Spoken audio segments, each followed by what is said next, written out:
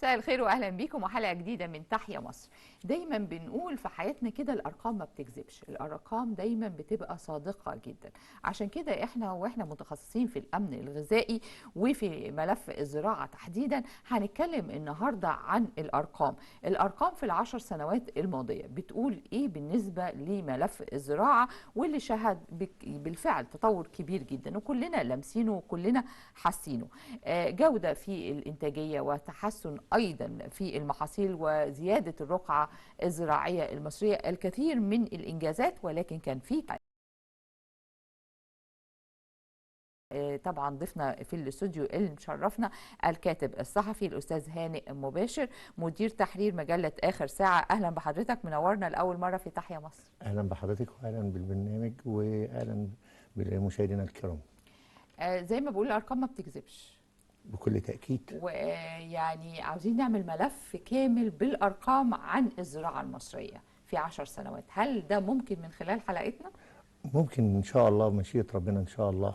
والارقام فعلا زي هي فعلا على ارض الواقع ما بتكذبش وبتقول ان في حاجه بتتحقق كبيره جدا على ارض الواقع. طيب، من 2014 ل 2024 10 سنوات.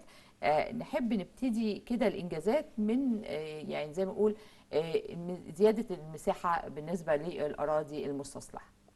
خليني اقول لحضرتك نتكلم في جمله مبدئيا.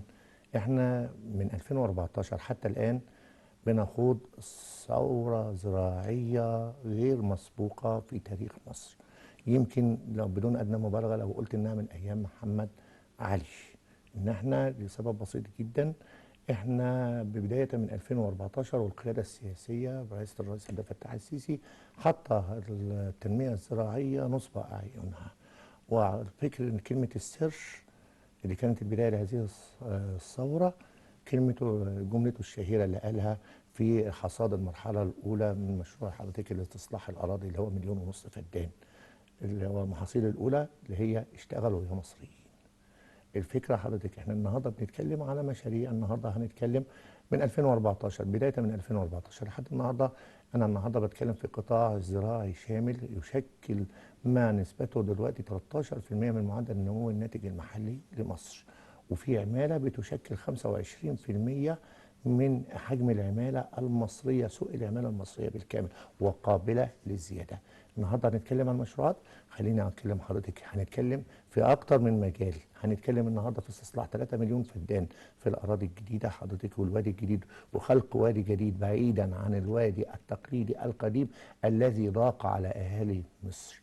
النهارده بنتكلم عن حضرتك في التوشكا الجديده، بنتكلم عن تنميه الريف المصري، بنتكلم عن حضرتك الوادي الجديد، بنتكلم عن تنميه الظهير الصحراوي في محافظات كثيره من قطاع مصر، ده غير مشروع تنميه الريف المصري.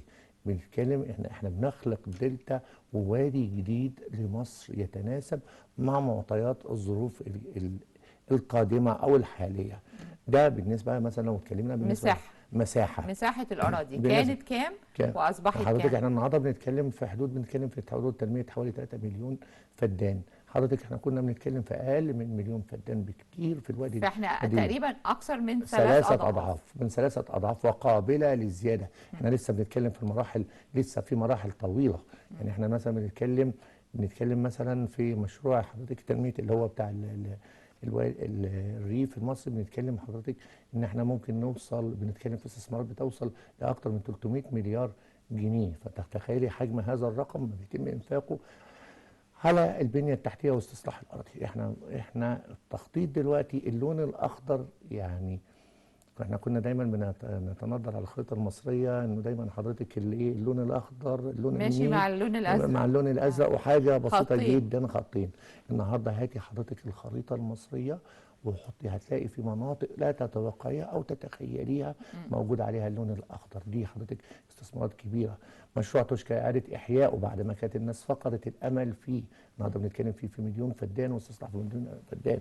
النهارده بنتكلم عن تحقيق اكتفاء، بدأنا نركز على محاصيل أساسية كنا بنعاني منها، بنقول احنا عندنا مشكلة فيها، عجز فيها، زي الحاجات الأساسية زي القمح، زي الرز، زي الذرة.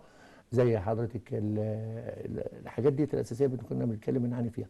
لا النهارده احنا بدانا، وعايز يهمني انا في جمله انا لازم اوضحها للناس، المشاهد الكريم، ان احنا النهارده في جمله ما احنا بنحقق ما يكفي احتياجاتنا وليس الاكتفاء الذاتي. اصل كلمه اكتفاء ذاتي دي كلمه فضفاضه تستخدم، يعني انا بالتجارب وسؤال اساتذتنا وعلمائنا الاجلاء في المتخصصين لا يمكن تحقيق الاكتفاء الذاتي بشكل ايه في ظل كامل. احنا كامل عارفين ان مفيش دوله بتكتفي ذاتيا من بس كل احنا شيء. دلوقتي بنعالج اخطاء الماضي.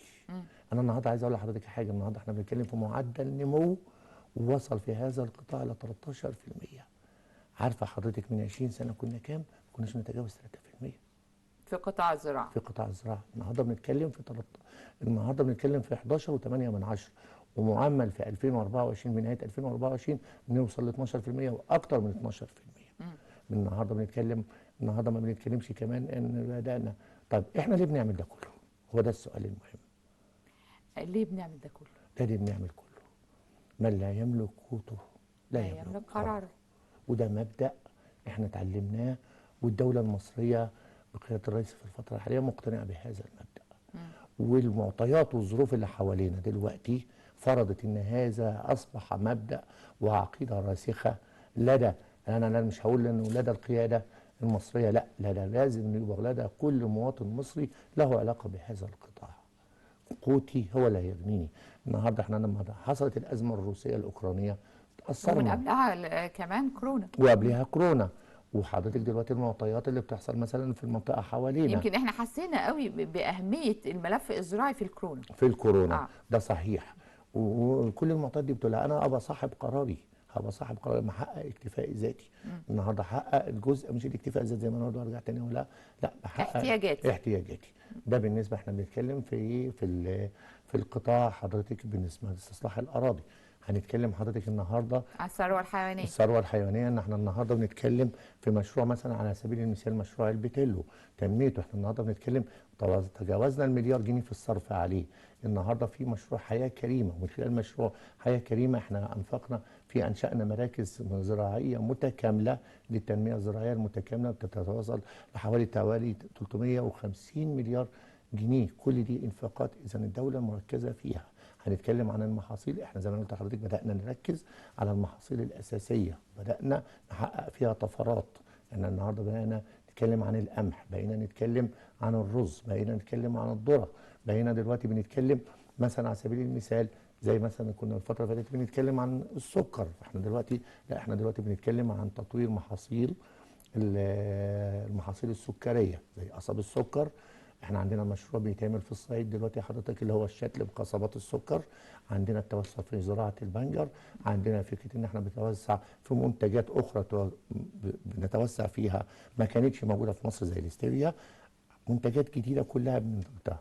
النهارده كمان في جزئيه مهمه كمان، ان احنا النهارده بدانا نعمل محاصيل ووصلنا لمنتجات معينه ان احنا حققنا الاكتفاء الذاتي فيها فعلا، بل واصبح لدينا فائض انتاج منها، بل واصبحنا المصدرين الاوائل في رقم 1 في العالم فيها. زي الموالح. طيب نشوف انجازات زراعيه مصريه استثنائيه خلال 10 سنوات في هذا التقرير ونرجع لحوارنا.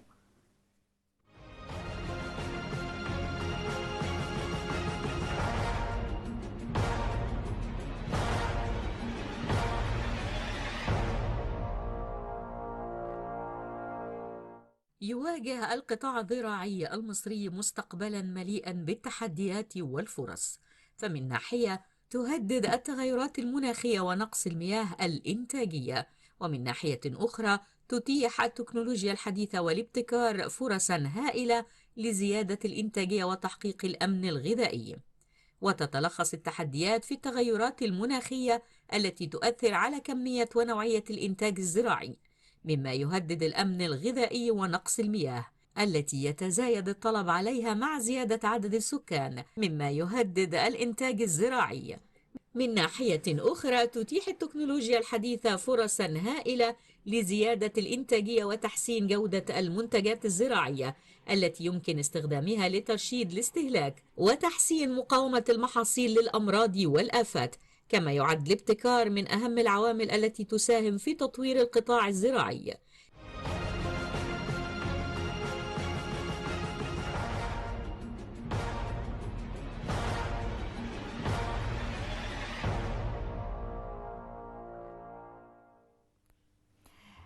رجعنا مرة أخرى، وكاتبنا الصحفي القدير أستاذ هانئ، احنا بنتكلم عن الصادرات. أعتقد إن أنت ابتديت بالموالح، والموالح كمان محققة يعني إنجاز رائع جدا، وهو دخول كمان السوق الأسباني اللي هو كان الأول في هذه طبعا الإنتاجية يعني.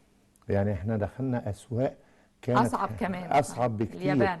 اليابان وحضرتك دوت مواصفاتهم، الجودة عندهم والمواصفات يعني بس تفوقنا على يعني أسبانيا في ده. احنا تفوقنا على اسبانيا مثلا في البرتقال مثلا وفي الموالح.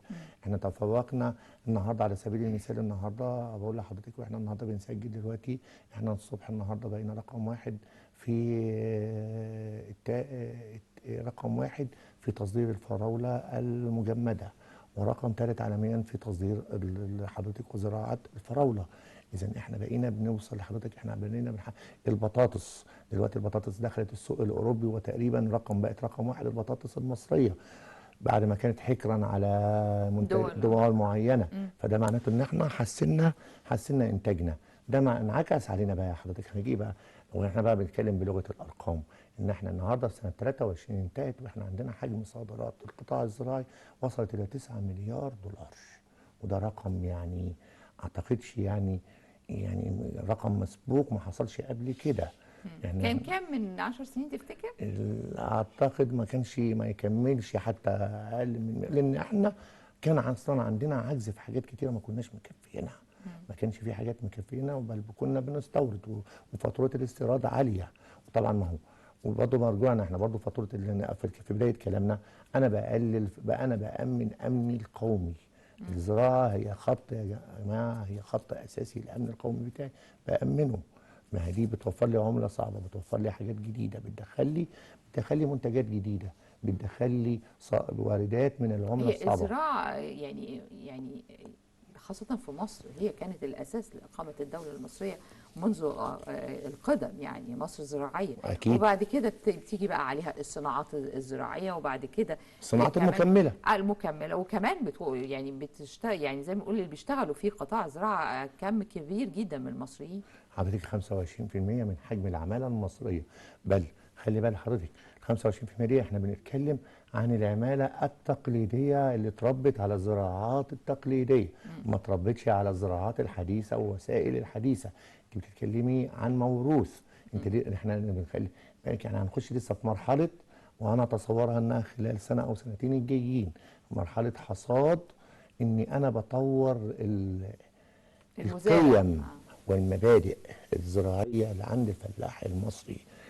انت وكمان ربط كمان في حاجة مهمة جدا، ان انا بربط انا كان عندي في مشكلة في مصر دايما انا كنت بقول عليها، هي مشكلة الجزر المنعزلة. الجزر المنعزلة دي حضرتك انا بشتغل في حاجة وانت بتشتغلي في حاجة وغيرنا بيشتغل في حاجة، مفيش كونتاكت او ترابط بيننا. لا، دلوقتي بقت في منظومة متكاملة شغالة. بمعنى، خليني اقول لحضرتك ان دلوقتي بمعنى ان النهارده الفلاح بيشتغل كارت الذكي ده يعني انا من خلاله الفلاح كل معاملاته وكل تعاقداته وكل اجراءاته بتتم من خلال هذا الكارت الذكي. ليه انا عملت منظومه الكارت الذكي؟ اولا مواكبه لروح العصر الجديده، مواكبه للامور الجديده والمعطيات الجديده والاساليب الحديثه. ده واحد. اتنين، انا بوقف حجم هدر وكميه طاقه مهدره وكميه خسائر كانت مهدره في هذا القطاع. النهارده ببقى عارف حجم، مثلا على سبيل المثال حجم الاسمده اللي هستهلكها، ابقى عارف حجم المساحه المنزرعه بالضبط. يبقى عندي قاعده بيانات متكامله. قاعده البيانات دي انا رابطها كمان بسياسه عامه للدوله تطبقها وزاره الزراعه بكل هيئاتها. حاجه الاهم من انه رابطها كمان بالمراكز العلميه والبحثيه. ما عادش فيها اسمها عالم قاعد حضرتك في جزيره منعزله. لا، انا النهارده ودي انا شايفها شيء ايجابي جدا جدا. انا دلوقتي بقوا بينزلوا مع وسط الفلاحين وقاعدين وسط الفلاحين والفلاح بيناقشوا عشان نوصل لمنتجات، والا ما كناش. حضرتك اصل انت حضرتك لسه بتقولي لي احنا دخلنا اسواق وتفوقنا على منافسين كان يصعب في يوم من الايام تخيل ان انا اتفوق عليهم. انا تفوقت عليهم ليه؟ لاني انا اسست صح واشتغلت صح. اشتغلت منظومة منظومه كاملة. متكامله ما فيهاش دفوهات. وعشان كده انا شايف ان منظومه الزراعه في مصر هي من افضل المنظومات اللي شغاله في مصر في التوقيت الحالي، وشغاله كمان فيها حاجه جميله اجمل بهدوء شديد. طيب ايضا من الحاجات الهامه جدا ان احنا شغالين كمان على المياه، وشغالين في مشروعات عده لتوفير المياه في يعني ظل وجود ازمات يعني عالميه في المياه العذبه. بالتاكيد احنا النهارده توسعنا حضرتك كمان. احنا ما عندناش بنعتمد. اولا بدانا نبدا تدريجيا نغير اساليب الري التقليديه اللي هو الغمر ده خلاص بتدريجيا بدا يختفي. بدا نلجا اساليب وسائل جديده بتقلل حجم الهالك من والهادر من المياه. ثانيا احنا بدانا حضرتك نتوسع في استخدام المياه الجوفيه اللي موجوده عندنا، ومصر في مناطق كتيره جدا بتقوم على مياه جوفيه. حضرتك المحطات الجديده اللي هي اعاده تحليه المياه، زي احنا مثلا عندنا اكبر مثلا محطه تحليه مياه موجوده حضرتك في بحر البقر في الشرقيه. كل حضرتك كل دي الاجراءات وكل الخطوات ديت ان انا بحل ازمه المياه، عشان انا بامن امني القومي. برضه بحب احط الجمله دي دايما بكررها في كل جمله. انا مش قصتي ان انا بوفر لحضرتك اللقمه اللي بتاكليها، لا انا بامن امنك. ما خليكيش، خليني اقولها بالتعبير البلدي، ما حوجكيش لحد. محدش كاسرني. وهو ده اللي احنا بنعمله. زي ما قلت لحضرتك الري، كان احنا عندنا مشكله الري، عندنا مشكله الميه وازمه المياه وندره المياه والازمات المتكرره اللي كانت بتحصل. لا احنا بدانا نعمل بدائل زي ما قلت لحضرتك. كمان من الحاجات اللي يعني دخلنا فيها وابتدينا بس لسه خطواتنا فيها يمكن مش سريعه، الاسمده. هقول لحضرتك احنا الاسمده النهارده احنا بنتكلم، احنا النهارده بنتكلم حضرتك في اكتر من حوالي حضرتك انه في انتاج واستنباط وحاجات كتيره واستيراد حاجات كتيره من الاسمده، وبنقللها وبندور على البدائل في مصر. بالظبط. بندور على البدائل انها تغنينا عن استيراد من الخارج ونقلل فروضه الاستيراد من الاسمده. ندور على بدائل مصريه. البدائل المصريه اعتقد ان الفتره اللي فاتت ان احنا بدانا الحكومه اولا بتقدم تسهيلات في الاستيراد. السنه دي يعني كفايه اقول لحضرتك الموسم الحالي اللي احنا فيه ما فيهوش ازمه اسمده بنسبه كبيره جدا. تم تلافي كل الخسائر اللي كانت، او بمعنى اصح العجز اللي كان موجود الفتره اللي فاتت. نشوف مع بعض تقرير عن مستقبل القطاع الزراعي المصري، فرص وتحديات.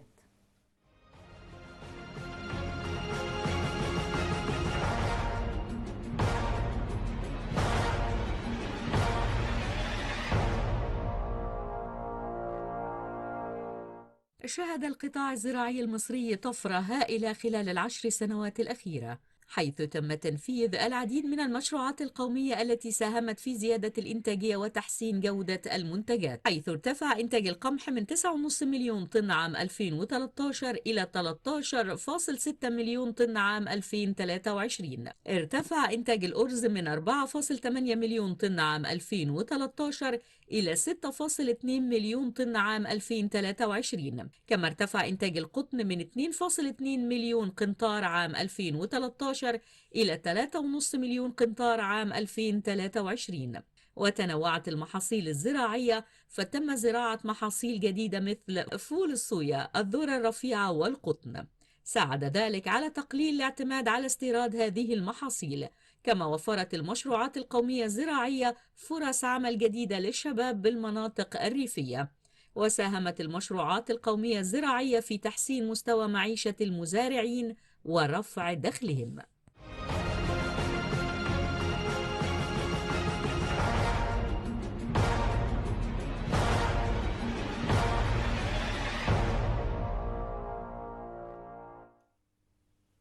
أستاذ هانئ مباشر كان بيأكد على المزارع وعلى دعم المزارع المصري وأيضا تدريبه على يعني أعلى مستوى في الفترة القادمة لأهمية هذا في دعم مستقبل الزراعة في مصر. نتكلم بقى عن دعم يعني مصر للمزارعين خلال العشر سنوات اللي بنتكلم عنهم من 2014 ل 2024. هو انا لو سمحت انا هقول لك ان لو لغه الارقام احنا برضو زي ما اتكلمنا انه حضرتك مثلا تمويل المحاصيل الزراعيه احنا النهارده بنتكلم في 7 مليار جنيه سنويا دعم بتقدمه الدوله. لو اتكلم انا بكلمك بلغه الارقام ودي الارقام الرسميه. النهارده لو انا بتكلم على حجم الاقساط المستحقه على الفلاحين حضرتك احنا بنتكلم انه تم لحد دلوقتي 330 الف مزارع استفادوا من المبادرات اللي هي حضرتك تاجيل الاقساط المستحقه عليهم. ما هو ده برضو جزء من الدعم.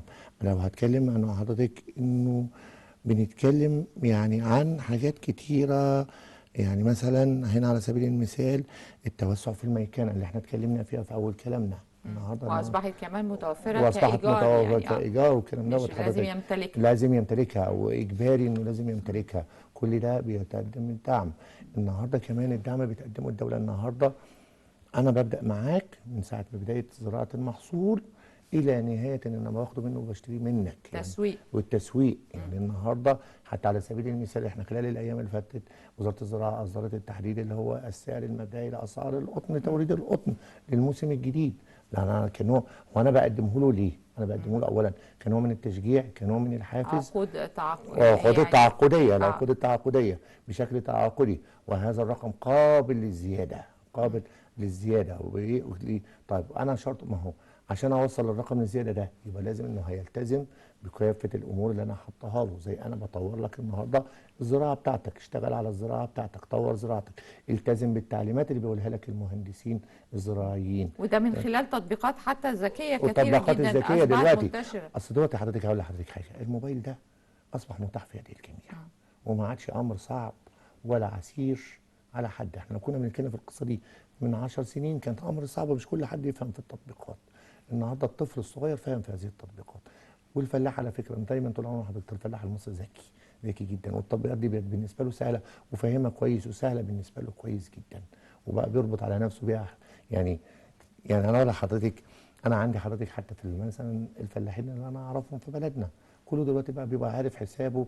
بقول له ما بتروحش البنك ليه؟ بيقول لي لا ما انا الموبايل عندي التطبيق عندي بتاع البنك موجود عليه الحساب وعارف وعارف. وده في حد ذاته تطوير وده في حد رائع ذاته جدا. تطوير القصه دي. أنا في النهاية بشكر الكاتب الصحفي الأستاذ هانئ مباشر مدير تحرير مجلة آخر ساعة. نورتنا وشرفتنا في تحيا مصر. أنا اللي شاكر حضرتك ويا رب يا رب دايما تحيا مصر وأفضل. واحنا دايما كلنا نفسنا مصر تبقى أجمل بلد الدنيا كلها وهتفضل وإن شاء الله هتبقى دايما أفضل بلاد الدنيا كلها إن شاء الله. وتحيا مصر. تحيا مصر دائما وأبدا. نراكم الأسبوع المقبل في أمن وسلام.